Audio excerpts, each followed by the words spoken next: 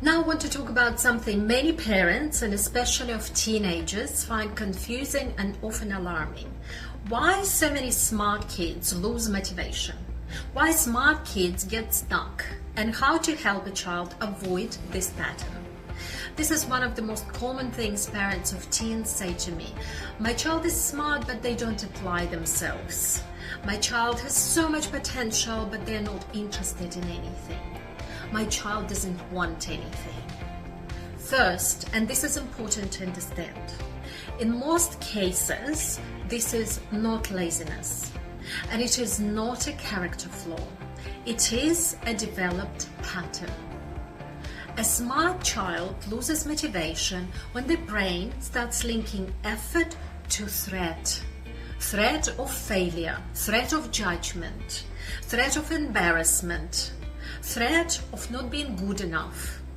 This is survival mindset switching on.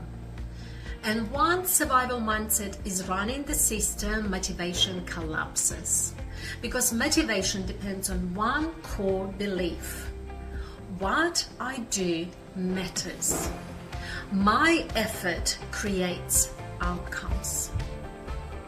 But when a child loses that belief, motivation disappears. Not because the child is weak, and not because the brain is trying to protect them. That's why smart kids often get stuck more than average kids. A smart child often learns early that being smart gets approval. They're praised for results. They're praised for being ahead. They're praised for doing well without trying too hard. So their identity becomes tied to being good, not getting better, not learning through mistakes, not to effort. And then they get older. The work gets harder. The social world gets harsher. The stakes feel higher. And suddenly, the child faces a choice.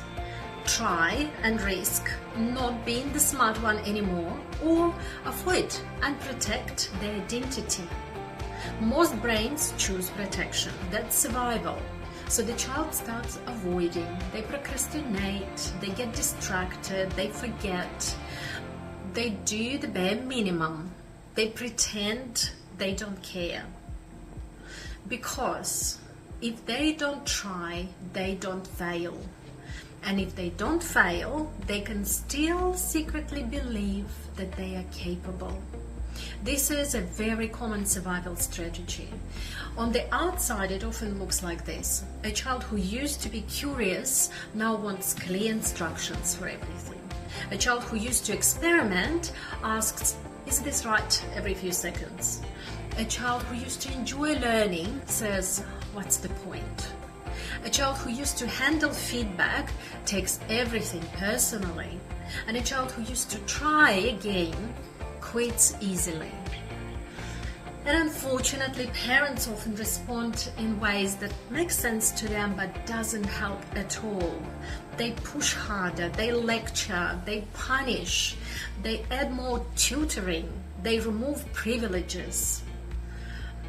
Sometimes this may work in a short term, but very often it makes things worse long term, because it confirms the child's internal belief: if I make mistakes, I lose safety. If I struggle, I lose approval. If I don't perform, I'm not good enough.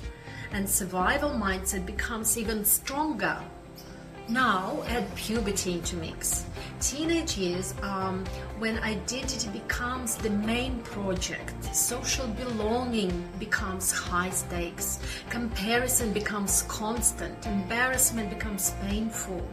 And at the same time, the brain relies more on existing patterns because it's conserving energy during the physical and emotional transition. So, if a child has never practiced success mindset early, survival takes over by default. Avoid discomfort, avoid mistakes, avoid embarrassment, avoid effort that might not work.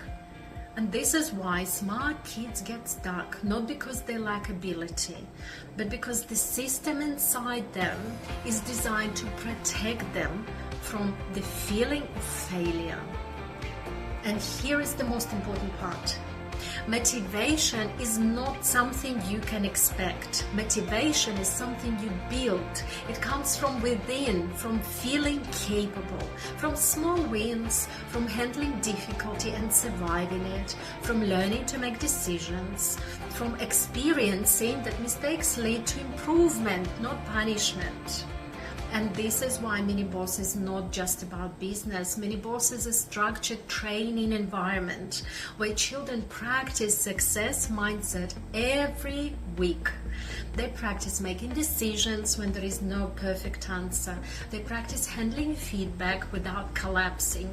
They practice speaking in front of others and learning that discomfort is okay. They practice trying and failing and adjusting and trying again. They practice being in the spotlight and staying steady. They practice being responsible for results, not for looking perfect. Over time, this changes how a child thinks, feels, and acts. It becomes their identity, because identity is not something a child is born with. It's a repeated pattern of thoughts, feelings, and behaviors. If a child repeatedly experiences, I can handle hard things, their identity becomes strong. But if a child repeatedly experiences hard things mean danger, their identity becomes fragile. This is also why school, sports, and general business often don't protect motivation. Sport builds discipline and fitness, but strategy is usually external. The coach decides, the child just follows. School builds general knowledge, but mistakes are penalized, and children learn to wait for the right answer. That trains survival thinking. So yes, a child can be busy, capable, and exhausted, and still not be building the internal skills that protect the motivation. So how does a child avoid this trap? 3 things matter. First, regular exposure to manageable discomfort, not extreme stress, but small, frequent discomfort. So the nervous system learns, this is safe, I can handle this. Second, mistakes must be normal. No drama, no shame, no punishment, just information and reflection. This worked, that didn't, what should change next time? And the third, real responsibility, not pretend responsibility, not chores, real responsibility with real outcomes the child owns, something that builds pride. That's what builds confidence.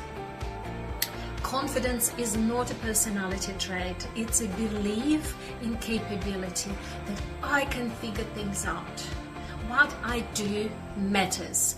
That belief is motivation. If lack of motivation is already showing up in your child, there is still hope, but every year it becomes harder because survival patterns automate and lock down. It's a spiral going down now. Avoidance hardens. I don't care becomes the normal mask. So that's why the key is starting early, training success mindset before the stakes are high, before identity hardens, before avoidance becomes personality, and before motivation disappears.